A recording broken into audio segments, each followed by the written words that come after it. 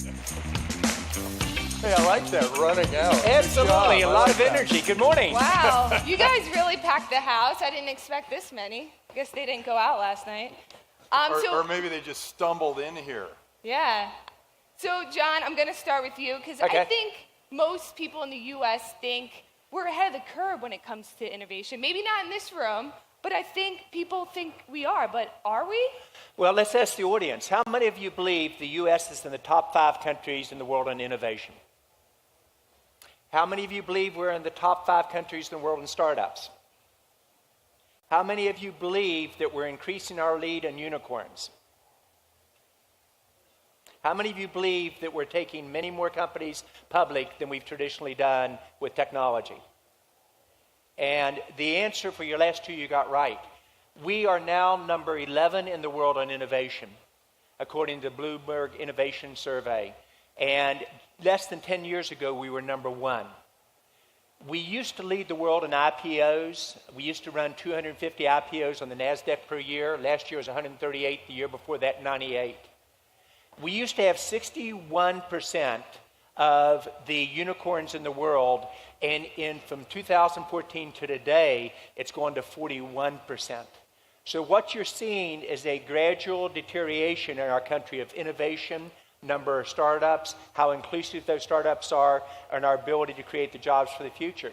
So unfortunately, this is a trend we have to change. We still control our destiny, but Jade, to your point, we are falling rapidly behind. Yeah. So you're a Silicon Valley man. What about in the U.S.? Is that still the spot to be, or are people moving elsewhere in the States? You know, I think it's really an interesting time.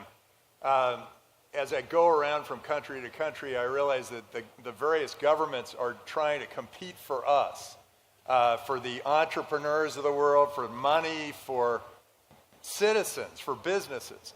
And this is one of those interesting times where there's a new technology coming along that can actually allow countries to separate themselves from the pack.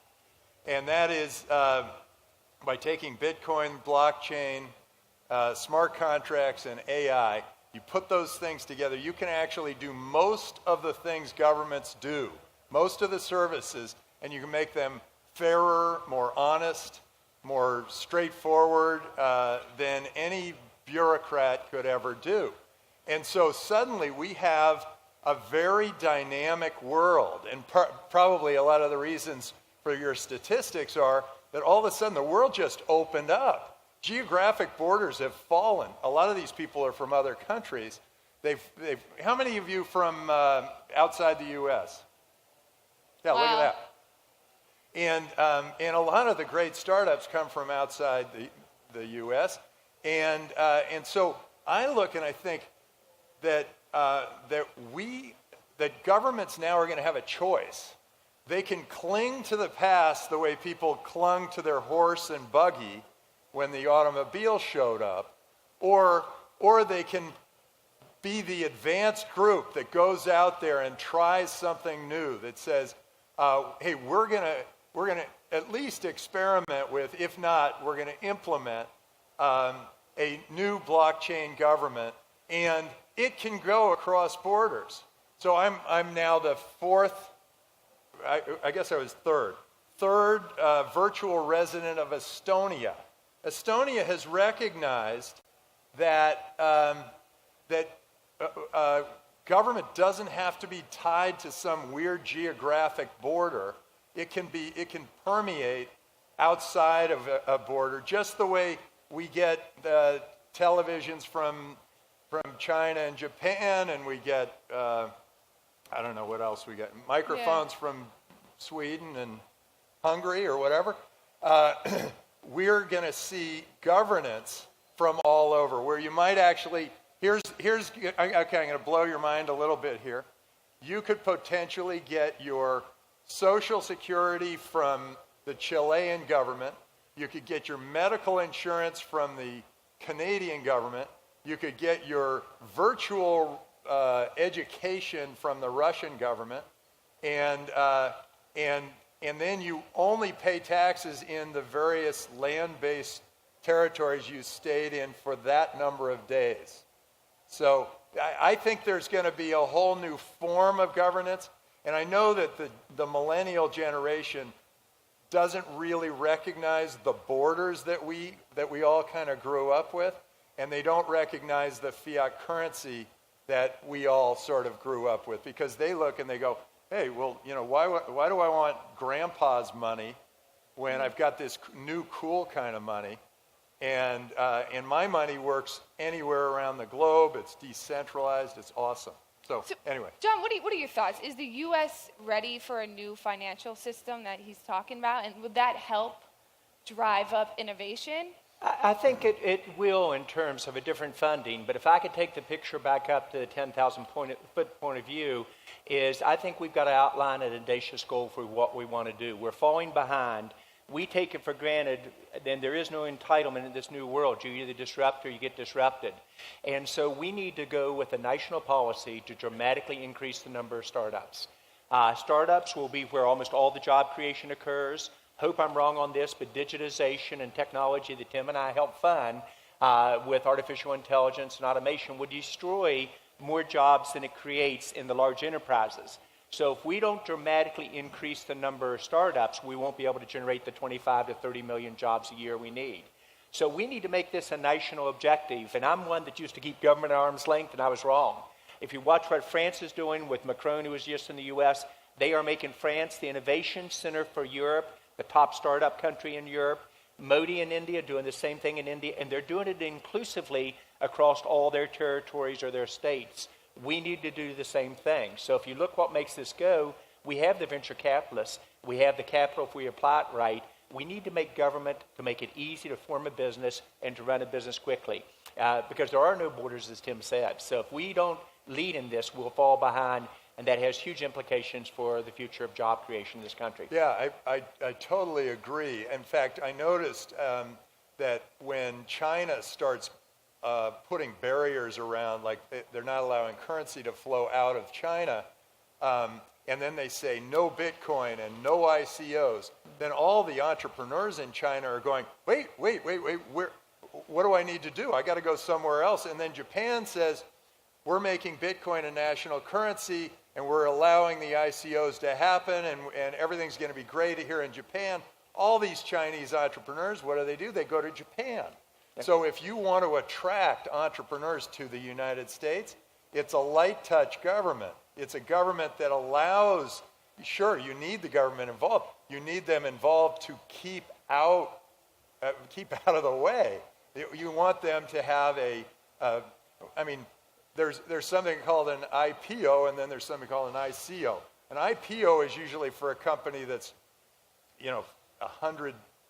10 billion in market cap, 100,000 employees, and they've got plenty of people to fill out all those government forms to do an IPO. Well, now those same regulators are saying, oh, an ICO is just like an IPO.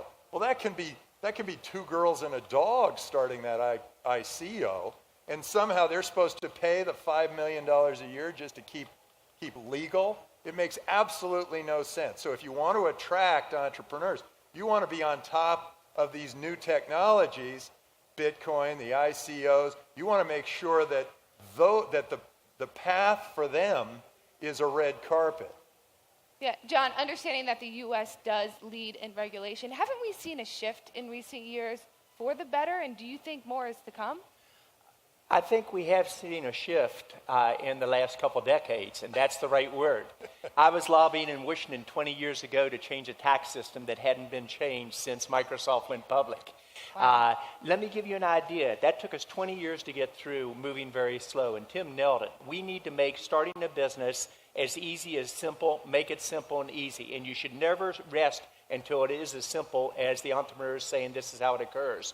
Watch what is occurring in France. It was the worst place in the world to do business just 5 years ago, the worst in Europe.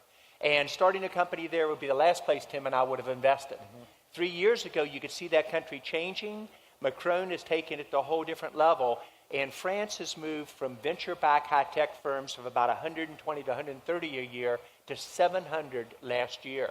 France has revisited its entire labor laws in 12 months. You go to India.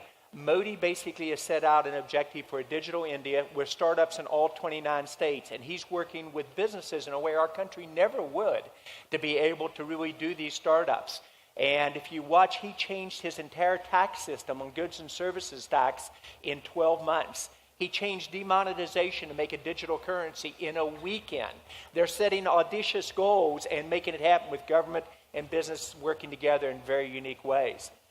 Who would have ever thought an American high-tech internet company, after the days that we saw on the spying issues, all of a sudden I am the first ever French high-tech ambassador appointed by Macron, and I'm on a trip with Macron to India to talk about how those countries can work together.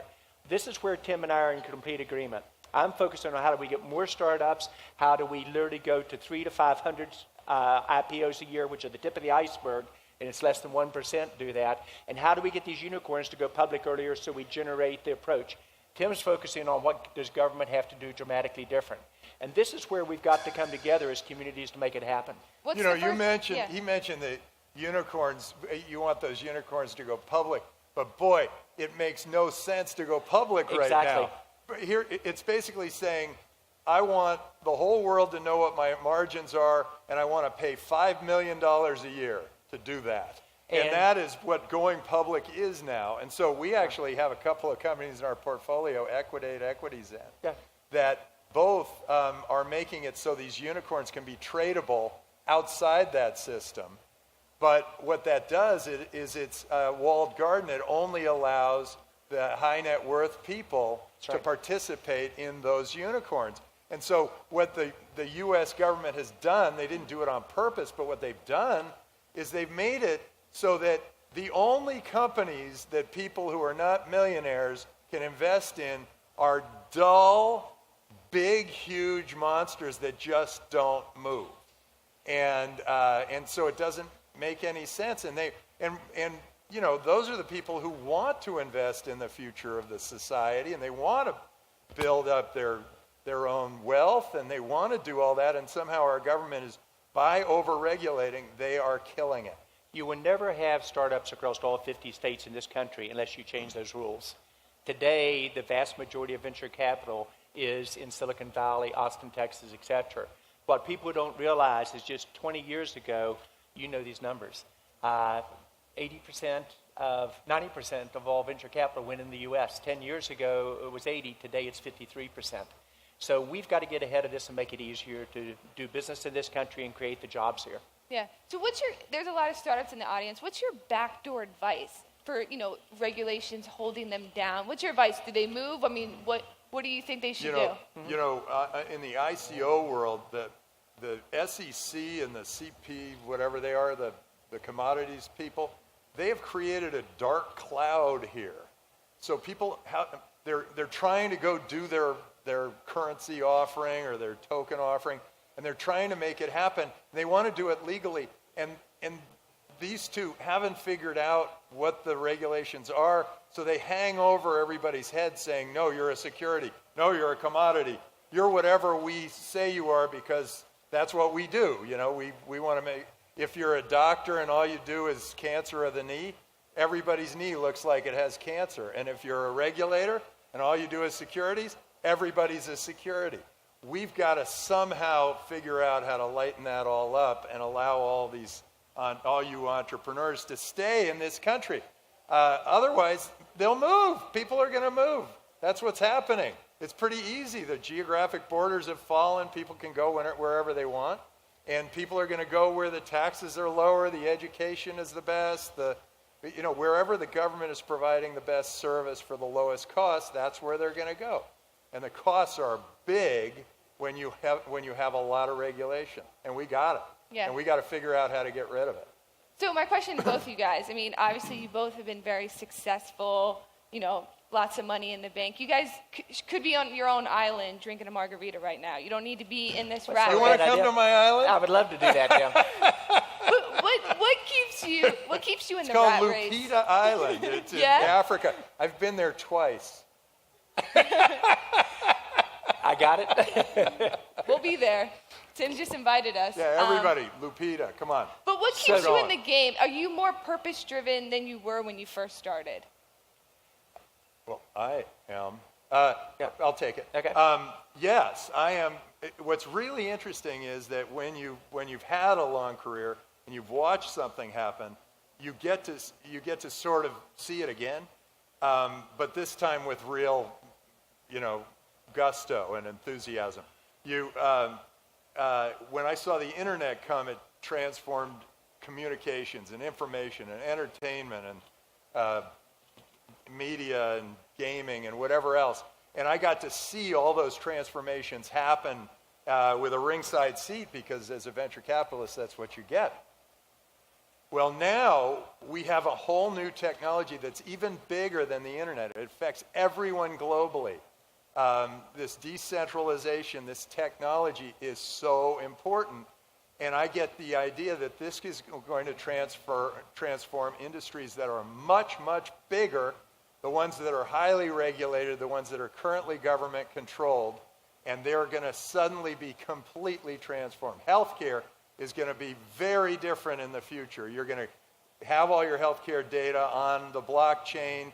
All that information is going to be up in the cloud. AI will pretty much determine what you have and what your diagnosis is. In insurance, in banking, in venture capital is completely changed. We got these ICOs. They put the entrepreneur and the money really close together. And then government itself is going to change in a big way, and we mentioned that. So I think the answer is yes. I think it's very important. Technology has always been the good guys. If we're not careful, we are starting to get the image of the bad guys and destroying jobs. I've had the chance to help to change the world once with the internet, and it was a rush, and we did a pretty good job at Cisco. We grew a company from 70 million in sales to 50 billion, and grew our headcount from 400 to literally 75,000. We're about to see that opportunity occur again with digitization. So I think it's important we come together and say, how do we reuse startups to generate the jobs? How do we do what we did in the 90s, where during a period of 8 years, we created 22.5 million jobs in this country? Real per capita income went up 24% per house, and our economy grew at 34%. That's the same opportunity in front of us. So what I'm attempting to do in the next chapter of my life is, how do I become a champion for startups? First, in terms of America leading in innovation, and then making this inclusive across 50 states, across France, across India. Secondly, literally getting the job creations that's going to be needed to grow by 25 to 30 million jobs in this next 8 to 10 years. And then think, why not set a goal that America deserves a raise every year? Why shouldn't we increase the per capita income of this country and set it as a goal by 20 to 25% over the next decade? Those are all achievable if we come together with starts and the ability at government and business to work together in ways we have not. At JC Squared, that's my dream, to be a role model for that with about 15 companies. So I got one thought on this job creation thing, because I started Draper University of Heroes, this school for entrepreneurs, and I know that Stanford and Harvard are really proud of themselves. They get 86% of their graduates employed. Well, at Draper University of Heroes, we don't wait around for somebody to choose us as jobs. We go out and we create jobs of our own, and the average Draper University student graduates and then creates 3 jobs. So suddenly you're going from a school that's sort of saying, we'll get you a job, to one that says, you go out there and create your own job. Now, all the jobs that AI is going to replace, they're mundane jobs. Humans deserve better. They can create better jobs. And if all those jobs, like if I get a self-driving car, that Uber driver, he can come up with something better to do. Yeah. And we're all better off. Now, as a group, we're better off. It may be that we're going to have to figure out something. Maybe that universal basic income or something could help. Andrew Yang is here. He's a Democratic. So we're out of time. They're going to kill me. I'm sorry. One last quick question. If you could bet on one country to be the leader in innovation, John, who would it be? This will shock you. I want to bet on the U.S., but if I had to bet right now, I'd bet on France. It will be the innovation gateway for Europe. The key takeaway here is there's no entitlement. We have to get our leadership back. I believe we should, and I believe we will, But if I had to bet on one country right now, I'd bet on France. Tim, I wipe away your fortune. Leave Oh you with my 100 gosh, grand. this is a tough I know. one because I wonder what he's gonna and say. I would What would you invest in? one country. No. If I wiped away your fortune, left you with $100,000, what would you do with it? Oh, I'd put it all into Bitcoin. Yeah. We knew that was coming. I knew that was coming. Thank you guys so much. Sorry we went over. You guys are legends. Thank you. That was great. Thank you, Tim. It's a pleasure.